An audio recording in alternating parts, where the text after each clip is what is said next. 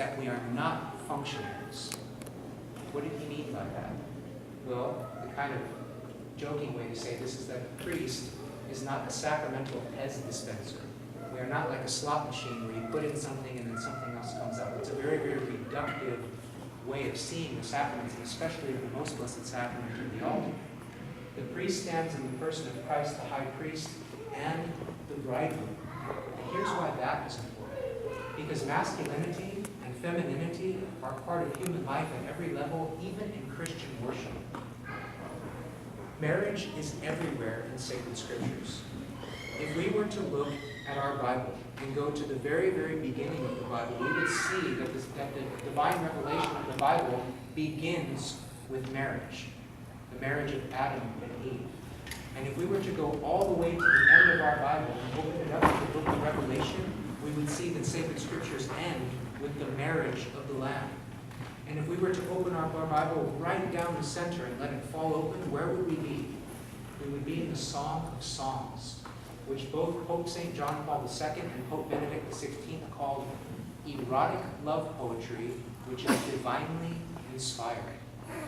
All throughout the sacred scriptures in the Old Testament, for example, the prophets Jeremiah and Ezekiel and Isaiah speak about a spousal relationship between God and his people. Christ our Lord uses the wedding of Cana as his opportunity for his first miracle and raising the dignity of marriage to a sacrament. It is when our Lord in the person of Jesus Christ falls in love with human love and announces himself as God through his first miracle. St. Paul speaks of the great mystery between Christ and the church being a bridal mystery. So masculinity and femininity is everywhere. The very first human words spoken in the Bible come from the book of Genesis, when Adam looks at his beloved bride for the first time and he says, "At last, the one." And the very last human words spoken in sacred scripture come from the book of Revelation. The Spirit and the bride say, "Come, Lord Jesus." Now think about the places that we love to go. We love to go to the ocean, where the sand juts into the sea. An image of masculinity and femininity, complementarity. We love to go to the mountains, where the crags of the mountain reach into the bright blue sky. An image of masculinity and femininity. We love to go to the forest and see the foliage, the beautiful green leaves reach into the white clouds beyond. An image of masculinity and femininity. Even in the languages that many of us use in our cultures of origin, we break down nouns into masculine and feminine, which indicate opposites. For example, if we talk about day and night in Spanish, what would we be talking about? Dia, noche, masculine, feminine. In Italian, giorno, notte, masculine and feminine. In French, jour, nuit, masculine and feminine. We can't get away from it, and our Lord doesn't want us to get away from it. So much so, John Paul II says that the church as a bride is present in the souls of each of the baptized, and it is the priest representing Christ the bridegroom turned toward the Lord, whom he represents, that brings his people into union with the God who made them.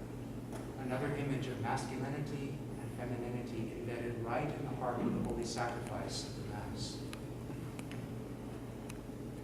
This boils down to self-understanding, believing the truth about who we are as a sacrificial people made to live in the image of God and to worship as Christ commands is fundamental to human flourishing and equally so to the flourishing of Catholic life. And I come to my conclusion here. Some experiments show themselves to be period pieces rather than perennially valid. In other words, we try something for a while, we say, maybe good while it lasted, but we can probably go to something that works better. I'm going to quote to you from Cardinal Ratzinger once again. Ratzinger said, "The turning of the priest toward the people has turned the community into a self-enclosed circle. In its outward form, it no longer opens out on what lies ahead and above, but is locked into itself. The common turning toward the east was not a celebration toward the law. It did not mean that the priest had his back to the people. The priest himself was not regarded as so important. For just as the congregation in the synagogue looked together toward Jerusalem, so in the Christian liturgy, the congregation looked together toward the Lord. Looking at the priest has no importance.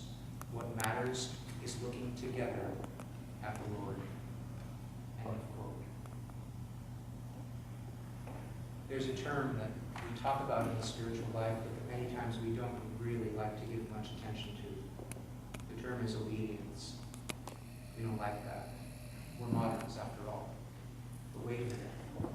The Catholic Catechism of the Catholic Church reminds us that obedience comes from the Latin ob audire, and it means a deep listening, a listening rooted in the heart, a listening given over to a source which precedes us and is greater than us. You've heard the saying, mother knows best. Well, the Church is mater et magista. She is mother and teacher, and she actually does know best. Worshiping ad orientem puts us in communion not only with the saints alive now on the earth, but with the saints that worshipped in precisely this way for generations upon generations of our churches past, showing us its viability for the Christian present. This is a fostering of healing and contemplation through the peace of divine worship, and through it we discover the importance of tradition. Tradition is not a dead letter.